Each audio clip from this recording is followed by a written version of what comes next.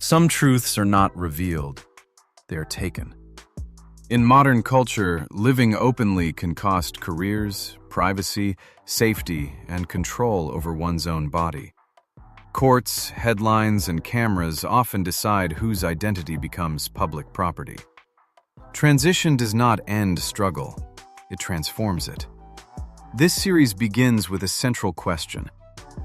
When truth carries a price, who gets to decide what that price will be?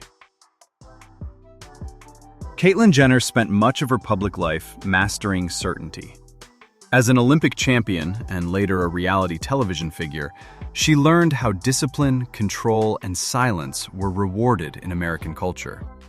Long before she had language or safety for her gender identity, privacy became a survival strategy. That balance collapsed in 2015 when Jenner publicly came out in a televised interview with Diane Sawyer. The announcement ended decades of speculation, but it also surrendered control. Weeks later, a highly stylized magazine cover introduced her transition as spectacle, inviting applause alongside immediate scrutiny. Her body and presentation became public property, measured against shifting standards of authenticity she did not define. At the same time, unresolved tragedy complicated the moment. Earlier that year, Jenner was involved in a fatal car accident that resulted in the death of Kim Howe, fusing legal accountability with public discussion of her transition. The overlap ensured that identity could not exist without controversy.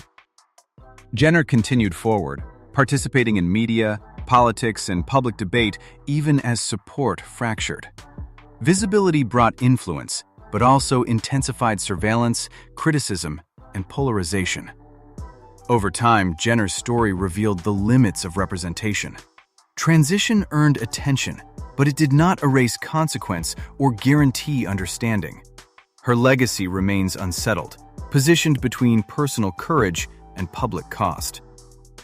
Caitlyn Jenner's experience underscores a difficult truth. When identity becomes public spectacle, freedom is constrained by constant judgment, and truth, once released, can no longer be fully reclaimed. Andreja Pejic's career was built on ambiguity long before it was built on choice.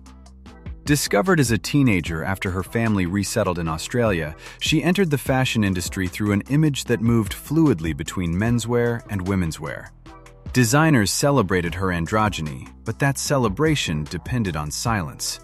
Her success required the careful management of truth, allowing the image to be consumed while the person remained constrained.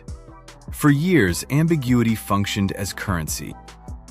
In 2014, Pejić chose alignment over permission. She publicly came out as a transgender woman and underwent gender-affirming surgery, framing the decision not as reinvention, but as completion. Industry insiders predicted withdrawal and decline, assuming visibility would disrupt marketability. Instead, her career continued. Pejić returned to major runways, secured international campaigns, and made history as the first openly transgender woman to appear on the cover of GQ Portugal. Attention, however, did not soften. Interviews repeatedly redirected toward anatomy and transition, threatening to reduce her work to explanation. Pejić responded with restraint, emphasizing discipline, professionalism, and craft over confession. She declined to perform vulnerability for consumption, choosing consistency instead. Over time, her sustained presence quietly reshaped industry assumptions. Pejic's story demonstrates that systemic change rarely arrives through noise alone. It emerges through endurance. By remaining visible without surrendering authorship, Andreja Pejić expanded the boundaries of fashion, proving that authenticity does not require spectacle and that long-term access can be as transformative as any headline. Elliot Page entered Hollywood at a young age, drawn to acting as a form of refuge rather than self-exposure. Early success arrived quickly, bringing acclaim alongside rigid expectations about body, voice, and gender presentation. The industry rewarded vulnerability on screen while quietly demanding conformity off it. For years, Page managed that division, building a respected career while enduring a growing sense of misalignment. In 2014, he came out as gay, a step that eased public pressure but did not resolve the deeper conflict affecting his mental health. Silence remained costly, yet visibility felt dangerous. In December 2020, Page publicly came out as transgender, asking to be known as Elliot. The announcement was brief and controlled, but its impact was global. Support followed alongside intense scrutiny that reduced identity to timelines and speculation. Page chose continuity over retreat.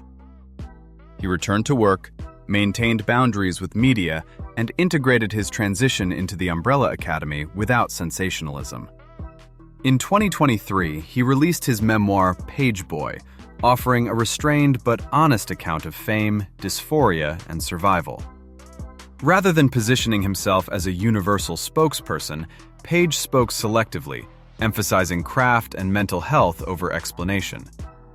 The result of his transition was alignment rather than reinvention. Professionally, his career endured. Culturally, his visibility challenged assumptions about masculinity, longevity, and marketability. Elliot Page's legacy is not defined by disclosure, but by persistence. His story illustrates the cost of silence, the risk of truth, and the possibility of continuing forward once alignment replaces endurance. Hunter Schafer's public life began long before she entered film or fashion, shaped by a visibility she did not fully choose. Growing up in North Carolina, she learned early that gender expression carried consequences in environments where expectations were narrow and quietly enforced. Art became her refuge, a private language for emotions that could not yet be spoken safely. That privacy ended during her teenage years when North Carolina passed House Bill 2, restricting bathroom access for transgender people. Schafer became a named plaintiff in the legal challenge, placing her identity into court records and national headlines before she had control over her own narrative. The exposure brought attention without authorship, turning her life into a political argument rather than a personal reality. When acting later introduced her to global audiences through Euphoria, visibility shifted, but did not disappear. Viewers and media often centered her transgender identity over her craft, reducing performance to representation. Schafer responded by reclaiming control. She co-wrote episodes, developed original projects, and refused the expectation to explain herself on demand. Silence, when chosen, became a form of agency. Today, Schafer occupies a deliberate balance between influence and restraint, continuing her work in film, fashion, and art while protecting her interior life. Her story illustrates that visibility without consent carries lasting consequences, and that freedom is not found in constant exposure, but in the ability to decide what remains private. Jessica Alves' public story began as spectacle long before it became legible as truth. Known for years as Rodrigo Alves, the human Ken doll, she was introduced to audiences through extreme cosmetic transformation, framed as obsession, vanity, and excess. Television programs and tabloids consumed her body as curiosity, rarely asking what need the transformation was attempting to answer. Behind the surgeries was a deeper misalignment that had not yet found language. Medical risks accumulated as attention grew. Doctors warned of tissue damage and life-threatening complications, yet public fascination continued to reward escalation. In 2020, Alves publicly came out as a transgender woman and began living as Jessica. The announcement reframed years of modification not as performance, but as survival, misdirected by misunderstanding. Visibility intensified rather than softened. Curiosity shifted from spectacle to scrutiny, with interviews focusing on anatomy, timelines, and legitimacy. Alves did not retreat. She spoke openly about regret, vulnerability, and the cost of chasing approval through a body that never quite fit. Alignment brought relief, but it did not erase consequence. Public judgment remained, now filtered through expectations of authenticity and femininity. Over time, Alves asserted greater control over her narrative, choosing when to speak and when to withdraw. Her story reveals how public obsession can obscure distress, and how recognition often arrives only after damage is done. Jessica Alves stands as a cautionary figure, illustrating that transition does not guarantee peace, but it can offer clarity after years spent performing certainty for others. Laverne Cox grew up in Alabama within a cultural environment shaped by faith, discipline, and rigid expectations around gender. From an early age, she learned that visibility could invite punishment, while silence offered conditional safety. Performance became a structured outlet, allowing expression within boundaries she could manage. Her professional breakthrough came with Orange is the New Black, where she portrayed Sophia Bursette with restraint, complexity, and humanity. The role did not rely on spectacle, yet national visibility followed. In 2014, Cox appeared on the cover of Time magazine during what was framed as a cultural turning point, elevating her from actor to symbol.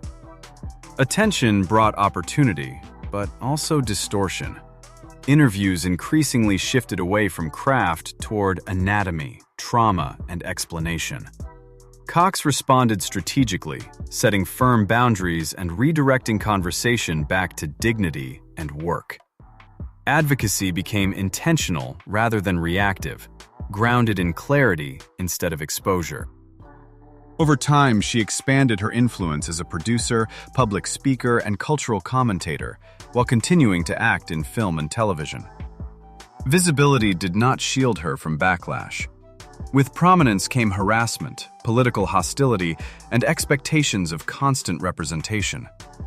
Cox resisted becoming a perpetual lesson. She chose when to speak and when to protect herself. Today, Laverne Cox occupies a deliberate balance between influence and restraint. Her legacy is not constant disclosure, but controlled presence.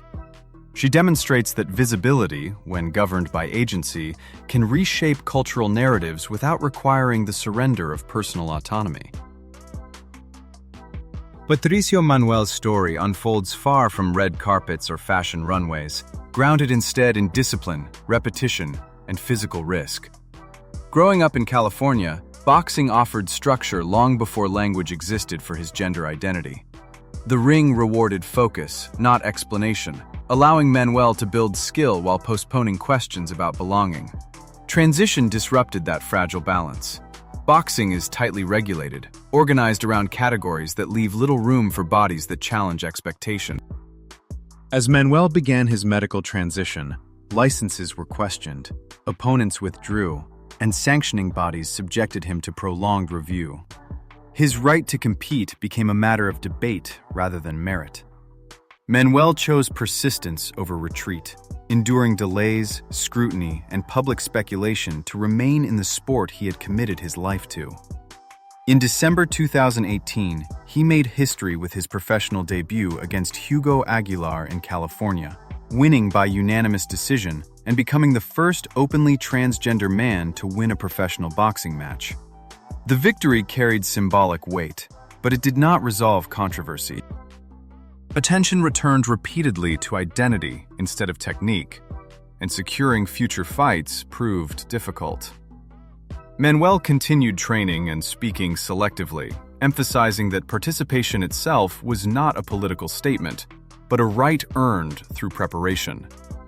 His transition did not bring ease, but it brought alignment. Today, Patricio Manuel represents a quieter form of progress. His career reveals how access is negotiated long after headlines fade, and how inclusion in sport often requires patience as much as courage. His legacy lies not in spectacle, but in persistence under pressure. Visibility is often described as freedom, but these stories reveal a more complicated truth. To be seen can mean influence, but it can also mean surveillance, judgment, and loss of control. Transition does not erase struggle, it redistributes it. Across law, media, sport, and culture, the question remains unresolved. Does visibility create liberation, or does it simply reshape pressure into a more public form? The answer may depend on who controls the story and who pays the cost.